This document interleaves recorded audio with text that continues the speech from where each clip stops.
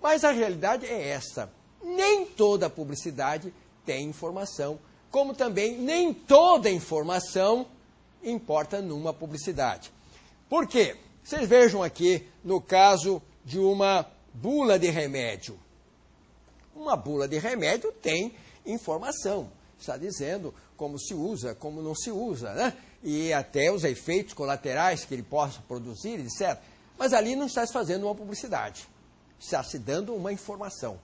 E aí temos típico exemplo, então, de informação que não é publicidade. E, por outro lado, nós temos publicidade que não contém informação. Hoje, a chamada frase de efeito, slogan, etc., todos nós sabemos que um espaço na televisão, um tempo na televisão, um espaço no jornal, em revista, etc., custa caríssimo.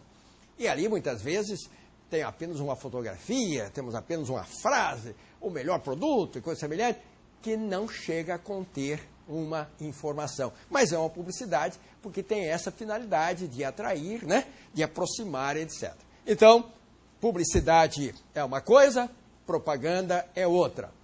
Informação é uma coisa e publicidade é outra. Podem coexistir publicidade e informação, mas nem sempre elas andarão juntas, embora não sejam absolutamente antagônicas.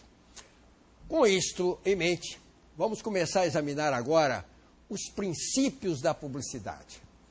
Tal como o Código fez, estabelecendo determinados princípios gerais, que já examinamos, são valores que servem de fundamento para toda a estrutura do direito do consumidor, para todo o Código do Consumidor, também o Código estabeleceu determinados princípios para disciplinar, reger a publicidade, de forma a impedir que ela se torne abusiva, enganosa, de forma a impedir que ela seja um instrumento de exploração do consumidor, de forma a impedir de forma a permitir que o consumidor tenha proteção da publicidade, mesmo nessa fase pré-contratual.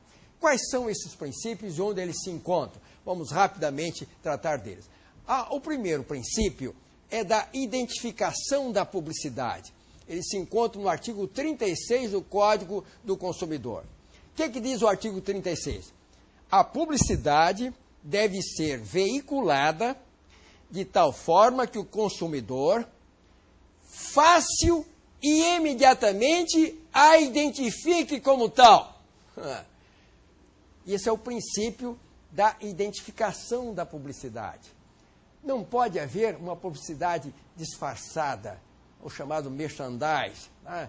Aquilo que se faz às vezes na televisão, uma cena bonita, disfarçadamente, o cara usa um determinado produto, uma determinada bebida e aparece disfarçadamente o nome. Aquilo não pode ser feito. É o chamado merchandising. Está fazendo uma publicidade disfarçada. A publicidade tem que ter agora esse princípio da identificação. E isso consiste nisto. O consumidor tem que, desde logo, identificar que aquilo se trata de uma publicidade. Exatamente para que ele não seja induzido, enganado, a tomar uma determinada posição, simplesmente porque viu aquela cena e não percebeu que aquilo não passava de uma publicidade. A publicidade, portanto, tem que, conforme do artigo 36, tem que ser veiculada de forma a que o consumidor, fácil e imediatamente, a identifique como tal. Ele logo vê, isso aqui é publicidade. E sendo publicidade, ele deve ser logo, né, recebê-la com as reservas que são necessárias. Se a publicidade for feita de maneira disfarçada, haverá uma publicidade enganosa e, por isso, vedada pelo próprio Código do Consumidor. Outro princípio importante é o princípio da veiculação contratual. Da vinculação contratual. O princípio da vinculação contratual, senhores, foi uma inovação fantástica do Código do Consumidor. Fantástica. Por quê? Porque antes do Código do Consumidor, Prometia-se tudo e não se cumpria nada. Ah, isso é uma mera publicidade. Isso foi só propaganda ou publicidade. Não havia obrigação, vinculação de quem fazia publicidade. Prometia-se mundos e fundos e depois nada era cumprido. Eu me lembro, naquela época, fazia publicidade, por exemplo, de seguro de saúde, plano de saúde, UTI até por avião, por helicóptero, etc. E depois não tinha nada. Mas o consumidor era atraído por isso. Mas não havia vinculação, não havia obrigação. Em que consiste agora o princípio da vinculação, né, contratual? Está lá no artigo 30. Né? Toda informação ou publicidade suficientemente. Eu vou até ler o artigo 30, e você deve me acompanhar nessa leitura, para que tenhamos, né, perfeita e clara visão desse princípio da vinculação.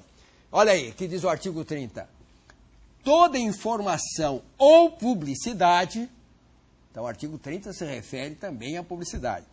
Toda informação ou publicidade suficientemente precisa, veiculada por qualquer forma ou meio de comunicação, com relação a produtos e serviços oferecidos ou apresentados, aí vem agora, obriga o fornecedor que a fizer veicular e dela se utilizar, e integra o contrato que vier a ser celebrado.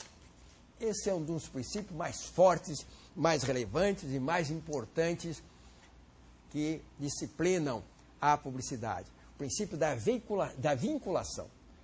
Em outras palavras, prometeu, tem que cumprir. Prometeu, tem que cumprir. Se ofereceu, se divulgou, aquilo que foi divulgado, aquilo que foi objeto da publicidade, tem que ser cumprido. Não pode deixar de cumprir. Porque é o princípio da vinculação. Veicula, obriga. E mais, e ainda que, eventualmente, aquilo que foi prometido não constou do contrato, só pelo fato de constar na publicidade, ele passa a integrar o contrato. Então, duas questões importantes que temos nesse dispositivo. Em primeiro lugar, vincula o fornecedor. E, em segundo lugar, integra o contrato.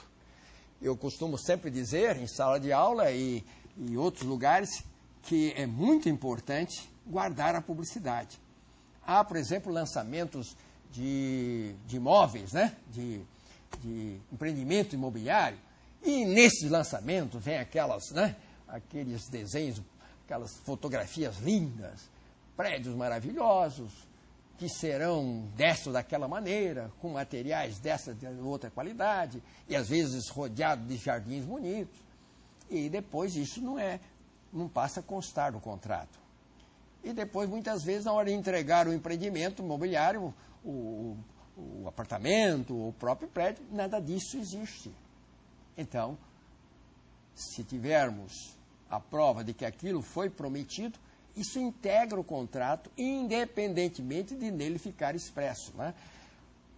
Eu me lembro de um caso que a nossa turma, a nossa Câmara julgou. Um cidadão comprou, não um cidadão, o empreendimento imobiliário, e que constava da sua publicidade jardins, né? Em torno do prédio, em torno do empreendimento. E quando finalmente o empreendimento foi entregue, não havia esses jardins, não foram feitos.